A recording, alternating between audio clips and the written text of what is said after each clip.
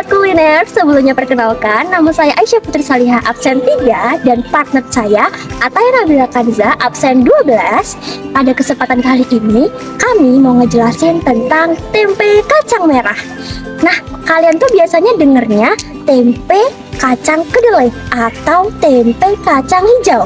Pernah nggak sih denger tempe kacang merah? Nah, ini tuh adalah salah satu inovasi baru yang dimana kami menggunakan kacang merah.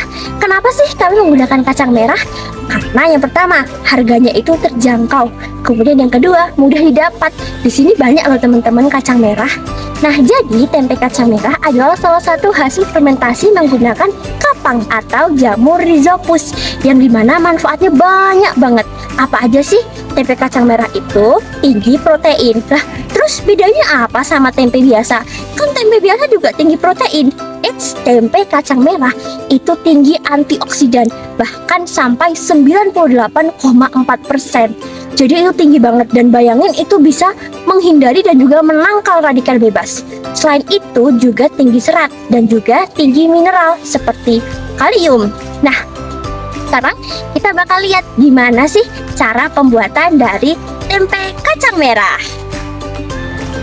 Tunggu dulu, sebelum kami mau ngejelasin gimana sih cara buatnya, di sini kami menggunakan 3 konsep.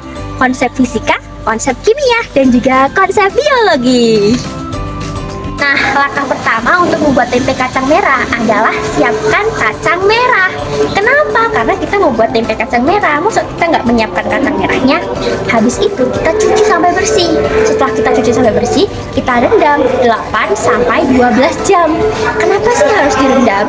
Karena ini masuk ke dalam 2 konsep, yaitu konsep fisika dan konsep biologi. Kalau di fisika itu ada yang namanya difusi dan juga osmosis, yang artinya air akan masuk ke dalam kacang sehingga nanti kacangnya akan menjadi lunak. Terus kalau di biologi akan masuk ke dalam konsep enzim, yang dimana enzim tersebut akan memecah cadangan makanan di dalam biji.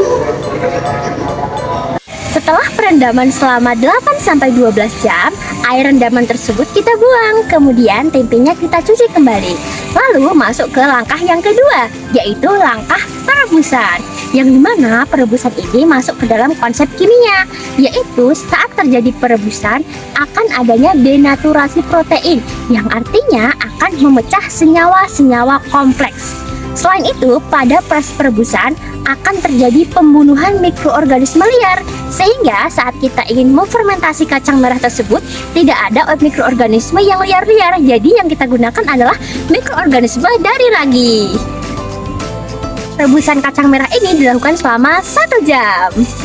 Teman-teman, kita perlu menunggu kacang tersebut sekurang lebih selama 1 malam. Jadi yang pertama, agar kadar airnya itu berkurang sehingga nanti tidak terlalu banyak airnya. Kemudian yang kedua adalah agar suhunya itu tuh turun. Kalau suhunya terlalu panas, yang ada mikroorganismenya itu mati teman-teman. Jadi suhunya perlu kita turunkan agar nanti mikroorganismenya itu dapat tumbuh. Langkah berikutnya adalah menambahkan ragi. Jadi umumnya pada ragi tempe itu digunakan ragi rhizopus, jamur rhizopus. Nah, umumnya yang digunakan adalah Rhizopus oligosporus atau Rhizopus oryzae. Jadi jamur-jamur ini itu tuh akan menumbuhkan benang-benang halus yang disebut dengan miselium. Jamur pada proses fermentasi ini akan menghasilkan 3 enzim, yaitu enzim protease, amilase, dan juga lipase. Nah, pada enzim protease ini akan mengubah protein menjadi asam amino. Kemudian pada proses enzim yang amilase itu akan mengubah pati atau karbohidrat kompleks menjadi gula. Dan yang terakhir, enzim lipase akan mengubah lemak menjadi asam lemak atau gliserol. Enzim ini akan membuat tekstur tempe menjadi lebih lembut dan juga meningkatkan nilai gizi tempe.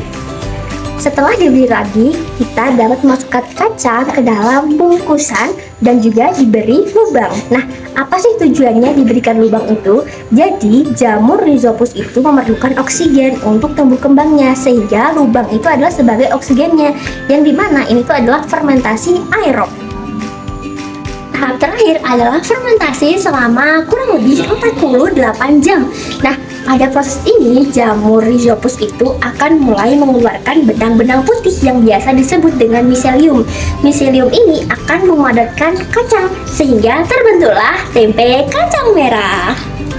Jadi, dari proses pembuatan tempe kacang merah ini bukan hanya sekedar memasak, tapi juga melibatkan ilmu biologi seperti enzim dan juga fermentasi, kemudian ilmu fisika seperti difusi dan juga osmosis, dan juga ilmu kimia seperti perubahan struktur senyawa dan juga pemanasan saat perebusan.